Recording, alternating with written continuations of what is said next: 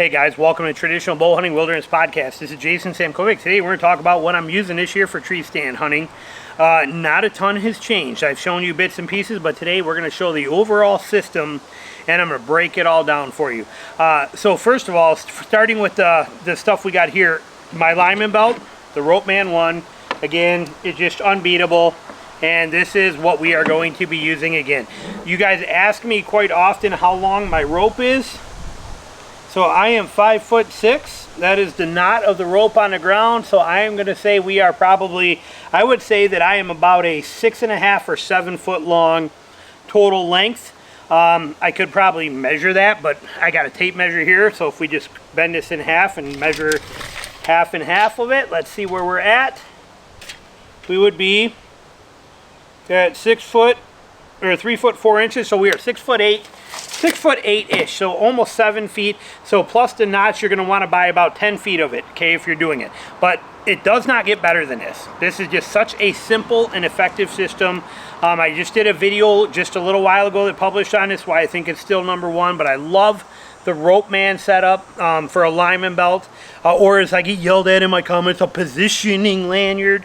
Like I said, you know, there was a time a hashtag was a pound sign. Now it's a hashtag, and if you call it a pound sign, you get in trouble. I guess that's what happened with the lineman belt. Now I get in trouble for calling it a lineman belt. Yeah, I've been doing that for 30 years, but now I guess it's a positioning lanyard. So my positioning lanyard, or lineman belt, as I'm going to call it for the rest of my life, is this right there, that Ropeman 1. I love this system. Works really, really good. There are a lot out there. Some people like the distal hitch. Some people like the Prusik knots. Some people like the Kong duck. You can't go wrong, because as long as you're wearing one, you're staying safe. That's the biggest factor. That is the most important thing, is that you pick one, you use it, and you stay safe. I will never fault any system out there that you use. This happens to be my personal preference, and in other videos I explain why and why I like it most. But believe me, any single system you use out there is fantastic, and I will never take anything away from any of it. So whatever you use a lineman belt, but that is what I will be using. My harness, this is the one made by Tactus Saddle that I designed. 100% my design. As a matter of fact, I have a new one that John is making for me right now. Same exact thing as this, but I love this. But I am doing a mod that he may end up putting on there on the site as an option. But it is this right here. I've shown you in other videos. If you watch my videos, I'll recommend one too that will teach you how to do the knots. I think I called it. I'll link it at the end of this, because I don't know how to do the little up here thing yet. If I learn, I'll put it there, but if not, I will put it at the end of this video. Better than a quick link is what I think I called it. Better than a quick link for tree stand hunters. It will teach you how to run all of these knots. I will also link the video of these harness reviews at the end. It will be at the very end of this. It will be one of those 4 boxes. I will have it, but this is that harness that John at Tactus Saddle built to my specs. The new one he is making me right now is exactly the same, except I'm not really a fan of these fabric, you know, loops. They're not bad, and all harnesses have them. I actually ordered some aluminum climbing rated rings like I had on my Falcon harness. There are big aluminum rings, and I'm having John sew those in and have that set. So instead of this fabric loop, I'm going to have actual aluminum rings that I will hockey tape over. But that way, when I take my carabiner and I go to lock onto that, it's just really quick. I don't, you know, if this pulls tight, as they all do, see it's tight. So when I come out, that's fine. But when I go in, look at it, that hole is smaller. Okay, I mean, it still stays open pretty good, and it's not hard to get in there, but it's smaller to get in there. Well, those rings are bigger like this, and they don't close. So it's just real easy for me to hook on and hook off, and it's just much quicker to do that with a bigger ring. So I told John, I said, you know, I love the harness. I love everything about it. This is exactly what I want, exactly what everybody wants. This is the beautiful system, but I want to have you make me one with, I want my aluminum rings. Plus, these rings sit horizontal. My aluminum rings hit vertical. So when I go to connect onto them, I'll do a review on that harness when it gets here too. It should be in the next week or two probably. But so here I have to turn my hand like this and go in, or I have to come up from underneath, but I have to do this. where it's much more natural with that aluminum ring for me to just come in and hook on like this. Okay, so for me, I'm excited to try them. And those rings weren't too bad. I bought 2 sets of them, and they was like 24 bucks for 2 sets. So figure 12 bucks a set. So he may offer them on a harness as an option. Like I said, he's sewing mine up right now. When it gets here, I will see what I think of them. And I use just a simple rope with no carabiners, no anything on here, and I'm using this setup as my tether, and I'm also using it as a running climbing tether as well too. And again, I show you how I do that in that video called Is It Better Than a Quick Link? It shows you what I'm doing with this system, how I tie the knots, everything between a bowline and a running bowline, and I show you all of that in that video. And there will be one I do later on this year when I have that new harness where I'll start climbing, and I'll do a couple climbing videos showing it in full detail with my GoPro where I can show you everything as we're doing it. That's all to come before hunting season, so it'll be here. But that's my harness system, and again, no quick links, no carabiners, no Prusiks, no rope mans, no anything on here. I am strictly functioning this as a tether to tie me into the tree, and also a running tether to get me up in conjunction with my lineman belt now as an added safety feature, using just a bowline knot and a running bowline knot. You guys might be thinking, well, that's got to take forever. In that quick link video, I showed you that I can actually untie and retie a running bowline knot with this around a tree in the same exact time it takes you to untwist a quick link, pop it, put it back over a branch, hook it back up, and retwist it. In that same time, I can actually untie a running bowline, swing it back around, and retie a running bowline. Okay, so for me, all knots. That's how I'm working on that. My camera arm that I will be using this year, I know nothing about these things. I haven't used one since these things were like 25 pounds 10 years ago or 15 years ago. So I'm not sure, but this is the DIY bow hunter camera arm, and I'm pretty impressed with it. I'm pretty excited about it. It is so lightweight and compact, and I did a video on this. The only thing I changed is I did not like that weird cam over buckle thing that was on there, and I was afraid it would put too much stress and possibly break this 3D printed, which is still very tough, 3D printed plastic cleat on the back. And so instead I just went to a regular, just a lash strap, just a cam strap. I got it at Walmart for like $7. And but it's just your simple standard right here cam style, you know, just a little push cam style strap, but it's what they call a lashing strap because it's smaller and not rated for, they're not big like your ones you use in your car, and no hooks on it. Just a lashing strap is all it is. And I got the small rig on there. Again, that video I will link to, which also has all of that information on this, but weighs nothing. Very compact, very lightweight, and that is going to be perfect. I can just throw that right in my pack just like that. So that's my camera arm. My sticks and stand are not changing from last year. Okay, we are using the same exact system that we did before.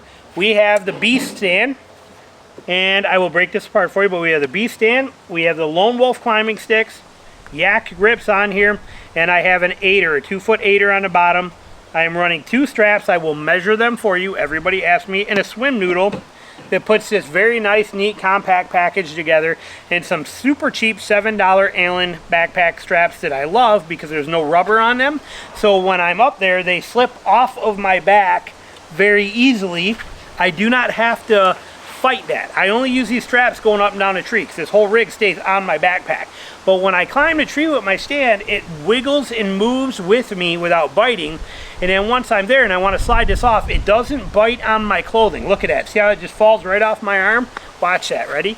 So if I dump my arm, it falls right down automatically. That's nice. The ones that have rubber on them, they bite your clothes, you're snagging it, and you're fighting to get out of there. You struggle, and you have to use 2 hands to get it off. Okay, well, I got my lineman belt on. I'm set. When I want to throw that stand on, I lose some time if I have to do this. Okay, that costs me time because this hand wants to grab my stand and be ready to roll.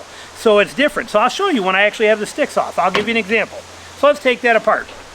So we pop this strap right here. Okay, this strap comes off. I'm going to measure this for you so you know. From end of hook to the end of the hook, we are at 14¼ inches, okay? This says on it 14¼ overall. From rubber end to rubber end, we are at 10 inches. So this says 10. What's it say on it? 10-inch rubber strap. So it is 10 inches from here, 10 inches the length of rubber plus 2 hooks, okay? And I've done videos on these before, how I modify this stuff. All right, you can see plastic over there, little tape on there. I actually cut those a little shorter. I am very anal about my gear being perfect, and I've done that in past videos. I've shown you that. So, but I run these 2 hooks, okay? So you got one there, one here. These stay at the bottom of the tree, okay? These, when I'm getting ready to hunt, stay down there at the bottom of the tree. Then also, so does when I pull my sticks off here, we're just gonna set them here out of the way. This swim noodle stays at the bottom too. This is just a swim noodle with duct tape, and I cut a notch into there like that so that it fits right on my seat post. Just like that, okay? That's all it is, nothing fancy. That also stays at the bottom of my tree. Now, I get many people that say I would never leave that stuff at the bottom of my tree. All the bucks in my area would smell that, they would know it. I promise you this, you're okay to leave 2 rubber straps and a swim noodle at the bottom of your tree. Trust me, you have got a pile of dead skin cells and scent molecules all over down there. They are going to bust you well before that does. I don't care what kind of scent lock suit you're in. All that dead skin particles and all that scent is right below your tree. It's a huge circle of that stuff around you. Those are not going to affect you. Leave them down there if you want, or take them in a tree. I won't bring them up, I leave them there. So, we have that. Talking about the sticks.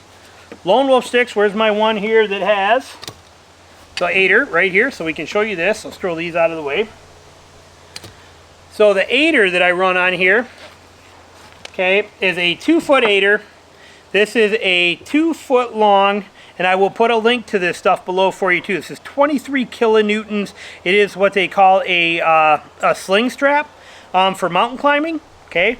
Well, it makes a perfect 8er. I just wrap it right here, as you can see, right around the bottom standoff, and I put 3 zip ties on there so it doesn't come off, okay? But that is all this is right there. It is a, you can see it, 23 kilonewton. I will put a link below, but that is a 24-inch 8er. I'm pretty sure it's 24.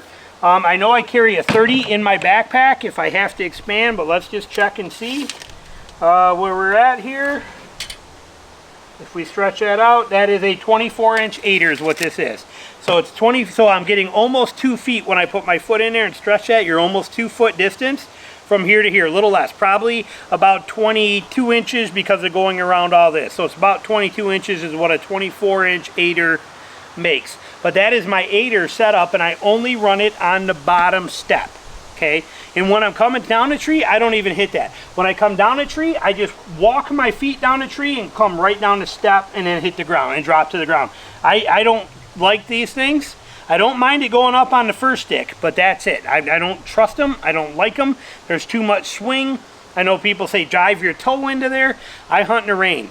And I hunt a lot of trees that are poplar and aspen and birch, and do that in the rain and your foot's slipping. So count on the fact that it's going to slip. I don't trust 8ers. I like to use it only on my bottom stick. What that allows me is to take my hands and put my hands here as high as I can. You probably can't even see that. So, but they're as high as I can reach. So if you look at this, right here is where I actually tie that step on. See, that is waist high where that first step is on there. People are like, well, how do you get in there? Well, I'm still at the age or agility, I guess, where I can do this. But so that's what I do. I put that first step as high as I can reach it. So right there, if we were to look at that again, sorry here, let me see. It probably looks really funny on video right now. Hang on. All right, so we are, if I'm putting that there from the ground, we are at 32 inches to the 8er. And let me bring it out a little further here to my first step. We are at 52 inches to my first step on that stick. So that 1/8er gets me to 52 inches to this step right here when that's folded down. 52 inches right there. That's amazing. How do I get to that? Well, I strap this on the tree, and once it's locked, I just grab hold of this with my hand, and I put one foot against the tree, and I pull myself up, just grabbing a stick, and I pull myself up to put my foot in that 8er. and it works just fine. Once it's in, then I push off that foot and get on there. When I come down, I just again hold this, I hold this stick and I just let it lower me down like that till I can drop off of it. But it works for me. It works just fine. So that's my system. But like you saw, I mean, I'm already 4 feet up with my first step on that stick. And again, when this is mounted on a tree and you have it set there, when you grab hold of this and you reach up and grab that and then you pull on it, as you walk up that tree a little bit with 1 foot, it only takes a second to get to the point where you can put your foot in that aider. So for me, that's my system on the sticks. Works good. When I pack them, I leave my straps on. I don't take them off. I run the heavy end loose, not here. A lot of people like the heavy end on there. I want the heavy end out here. That way when I throw it around a tree, I got some weight to get around a tree, okay? So I put it on a tree. When I throw it, I got all that weight coming to me, which is nice. I use that yak grip on there. Keeps everything dead quiet. When I'm done and I'm packing up, I just let it drop and I run it underneath the step, bring it back up, pinch it with my thumb, go the loop over, snug it, and I'm done. That's my stick right there. Aider comes up like this and rests right over that yak grip. There it is. That's my whole stick setup. Again, for me, everything is pure efficiency and speed and simplicity. There's nothing else to me that matters. No comfort features, design features, nothing. That is pure everything to me. Speed, simplicity, and function. That's it. So that's my stick setup.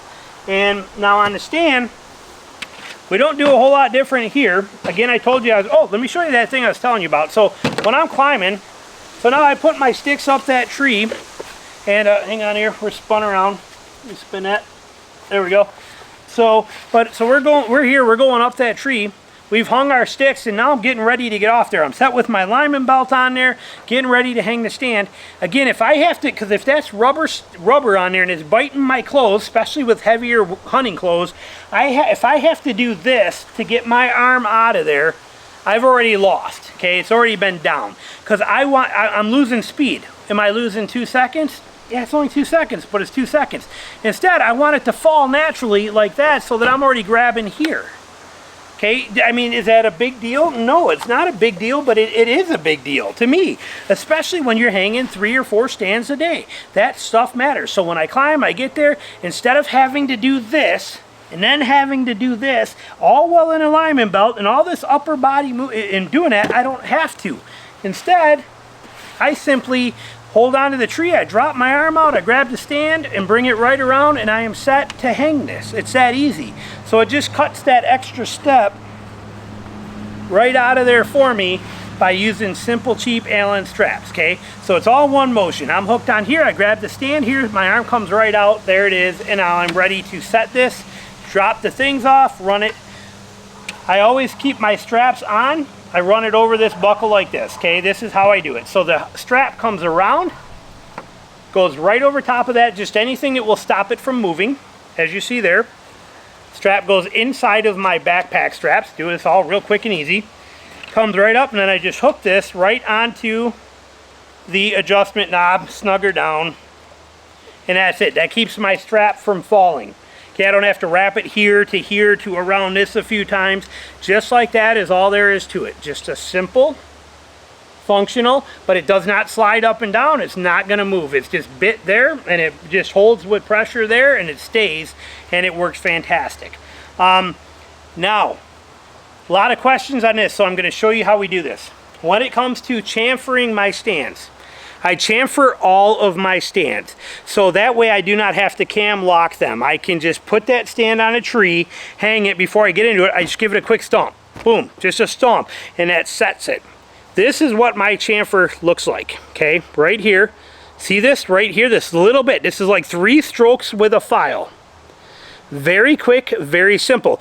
What it does is it takes that hard point off and will let this then, when I step on it, instead of biting in a tree, slide a little bit to tighten up good. I also do the same thing here on the bottom of my platform, okay? You can see that ever so slight, very minimal chamfering on there. Again, 3 strikes with a file, but enough to just knock off. Look at the difference from this side. This very hard point and a little bit of a chamfer. That lets that stand, when I stomp on it, slide down the tree a little bit without biting those hard teeth into it. Same with the bat wing back here, or this bracket. Let me turn that phone off, sorry.